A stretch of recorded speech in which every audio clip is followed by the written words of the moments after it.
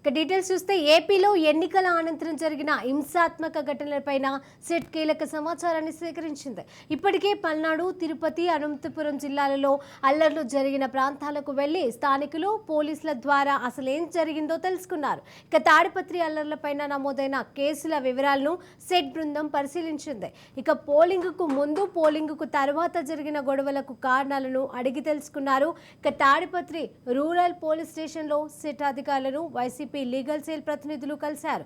MLA Kethireddy Peddareddy ఇంట్లో పోలీసులు వ్యవహరించిన తీరుపైన ఫిర్యాదు చేశారు.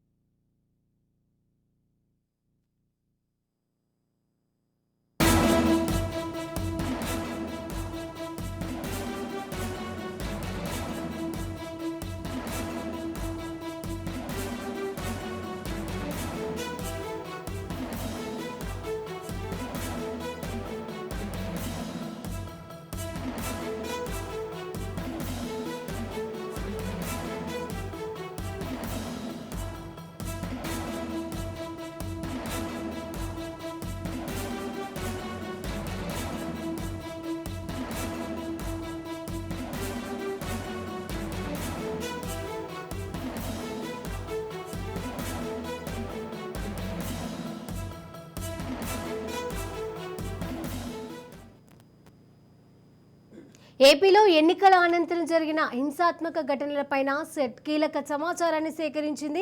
ఇక ఇప్పటికే పల్నాడు, తిరుపతి, అనంతపురం జిల్లాలో అల్లర్లు జరిగిన ప్రాంతాలకు వెళ్లి స్థానికులు పోలీసుల ద్వారా అసలేం జరిగిందో తెలుసుకున్నారు. ఇక తాడిపత్రి అల్లర్లపైన నమోదైన కేసుల వివరాలను సెట్ బృందం పరిశీలించింది. ఇక పోలింగ్కు ముందు, పోలింగ్కు తర్వాత జరిగిన గొడవలకు కారణాలను అడిగి తెలుసుకున్నారు. ఇక తాడిపత్రి రూరల్ పోలీస్ స్టేషన్లో సిట్ అధికారులను వైసీపీ లీగల్ సెల్ ప్రతినిధులు కలిశారు.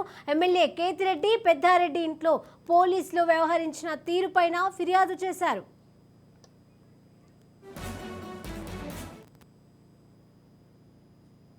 ఇక తిరుపతిలో అల్లర్లు జరిగిన ప్రాంతాలను పరిశీలించిన సెట్ బృందం తిరుపతి చంద్రగిరిలో నమోదైన కేసులపైన ఆరా తీసింది. పద్మావతి మహిళా యూనివర్సిటీ స్ట్రాంగ్ రూమ్ దగ్గర జరిగిన దాడులతో పాటుగా యూనివర్సిటీ పిఎస్ పరిధిలో నమోదైన కేసుల వివరాలను సిట్ అధికారులు తెలుసుకున్నారు.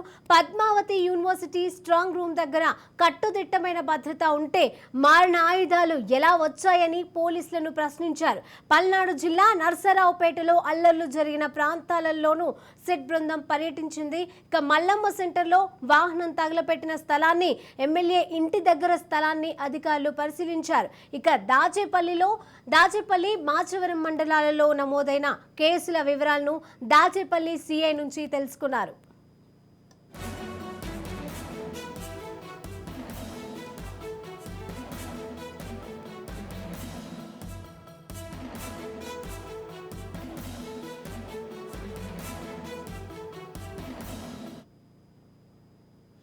ఏపీలో అల్లర్లపైన డీజీపీకి సిట్ నివేదిక అందించింది. కాగా 150 పేజీలతో కూడిన నివేదికను అందించింది.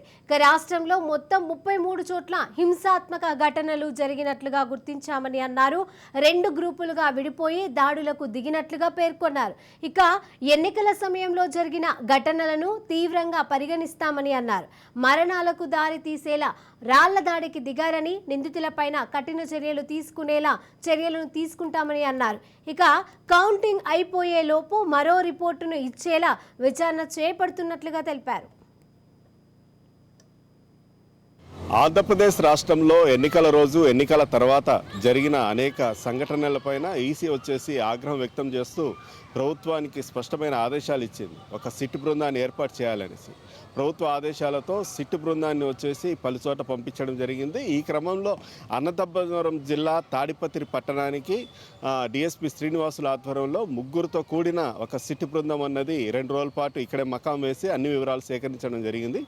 అయితే అనంతపురం జిల్లా తాడిపత్రిలో తొలి నుంచి కూడా అది ఫ్యాక్షన్ ఏరియా. అంటే గతంలో కూడా అనేక సంఘటనలు ఘటనలు అక్కడ జరగడం జరిగింది. అంటే కొడవలతో దాడులు కావచ్చు, బాంబులు వేసుకోవడం కావచ్చు, నరకడాలు కావచ్చు, ఇటువంటి అనేక సంఘటనలు జరుగుతూ ఉన్నాయి. ఈ క్రమంలో వచ్చేసి జేసీ ప్రభాకర్ రెడ్డి అదేవిధంగా కేతిరెడ్డి పెద్దారెడ్డి మధ్యలో కూడా పచ్చగడ్డి వేస్తే బగ్గుమనే పరిస్థితి. అంటే పార్టీలకి సంబంధం లేకుండా కూడా వారి మధ్య ఒక ఫ్యాక్షన్ అనేది తొలి నుంచి కూడా నడుస్తున్నది. ఈ క్రమంలో టీడీపీ తరఫున వచ్చేసి జేసీ ప్రభాకర్ రెడ్డి కుమారుడు అస్మిత్ రెడ్డి ఎమ్మెల్యేగా పోటీ చేయడం, అదేవిధంగా వైసీపీ నుంచి కేతిరెడ్డి పెద్దారెడ్డి సిట్టింగ్ ఎమ్మెల్యే అక్కడ నుంచి పోటీ చేయడంతో మొత్తం రాష్ట్ర వ్యాప్తంగా కూడా ఒక ఉత్కంఠ అన్నది అక్కడ రేపింది.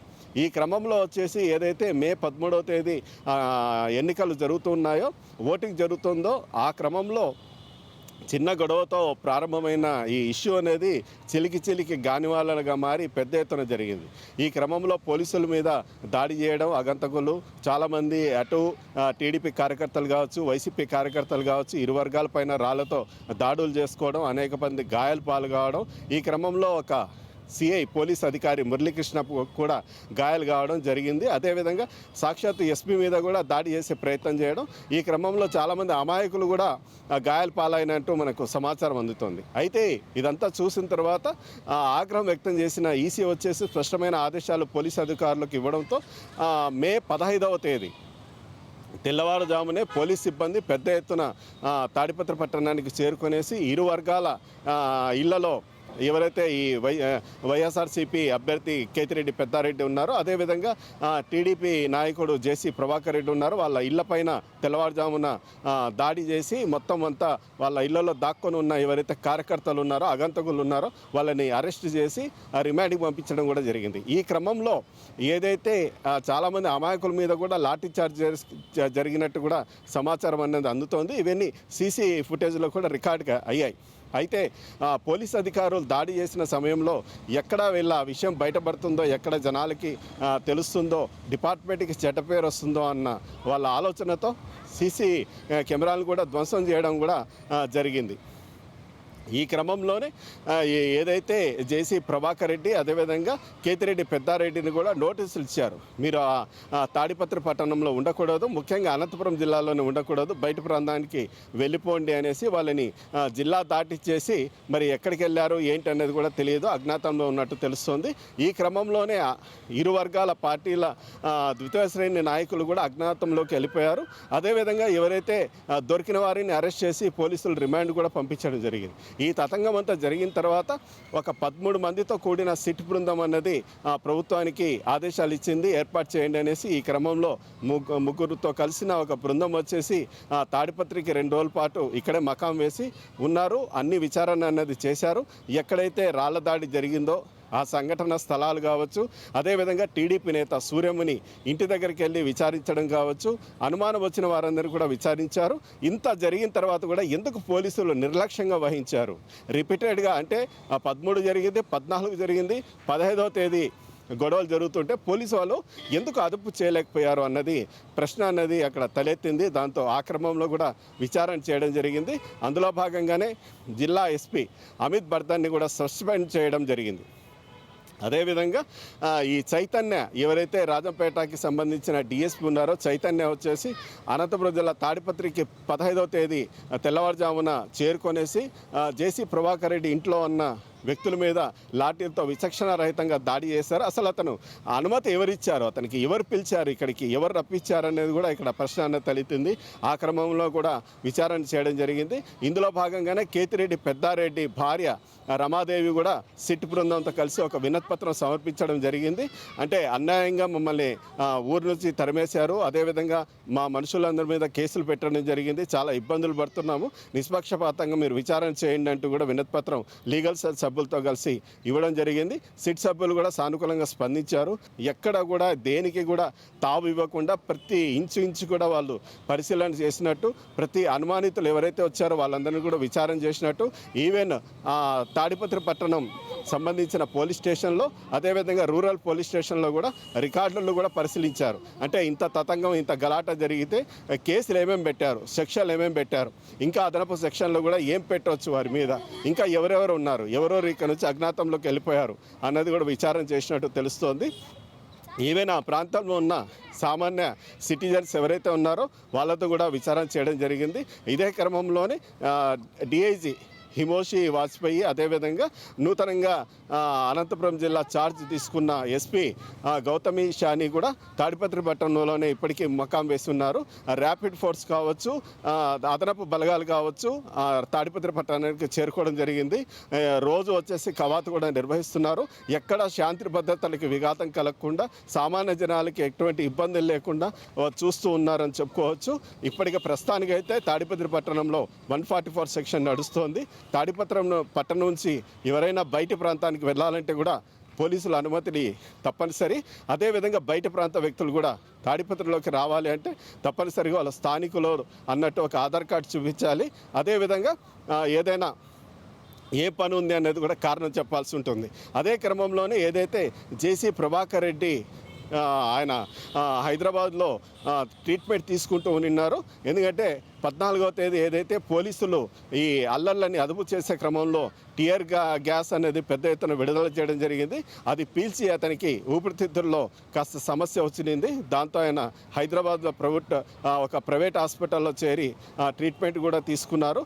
ఆ క్రమంలో ఆయన ఈరోజు తెల్లవారుజామున అనంతపురం జిల్లా తాడిపత్రికి వస్తున్నారని సమాచారం ముందస్తుగా పోలీసు వారికి రావడంతో ఎక్కడెక్కడ కూడా కట్టడి చేసి చెక్ పోస్ట్ ఏర్పాటు చేసి ఆయన జిల్లాలోకి రానికుండా చూడడం జరిగింది. ఆయన చివరికి అన్ని ఆర్టీసీ బస్సులు కావచ్చు, ప్రైవేట్ ట్రావెల్స్ బస్సులు కావచ్చు తెల్లవారుజామున 5 గంటల నుంచి ఎస్పీ ఆధ్వర్యంలో తనిఖీలు చేశారు. అయితే అతను ఒక 4-వీలర్లో కర్నూలు వరకు వచ్చారు అనేసి తెలిసింది. అయితే పోలీసు వారు అక్కడే అతనికి అద్దుకొనేసి సర్ది చెప్పి మరి చెప్పడంతో ఆయన తిరిగి హైదరాబాద్కి చేరిపోవడం జరిగింది. ప్రస్తుతానికైతే తాడిపత్రిలో ప్రశాంత వాతావరణం అయితే ఉంది. సిట్ అధికారులు మరి నివేదిక ఈసీకి ఇచ్చిన తర్వాత మరి తదుపరి చర్యలు ఎటువంటివి తీసుకుంటారన్నది వేచి చూడాల్సిన పరిస్థితి. కెమెరా పర్సన్ ఆంజనేయప్రసాద్తో ఆర్కే సూర్య, రాజ్ న్యూస్, తాడిపత్రి నుంచి అనంతపురం జిల్లా. ఆంధ్రప్రదేశ్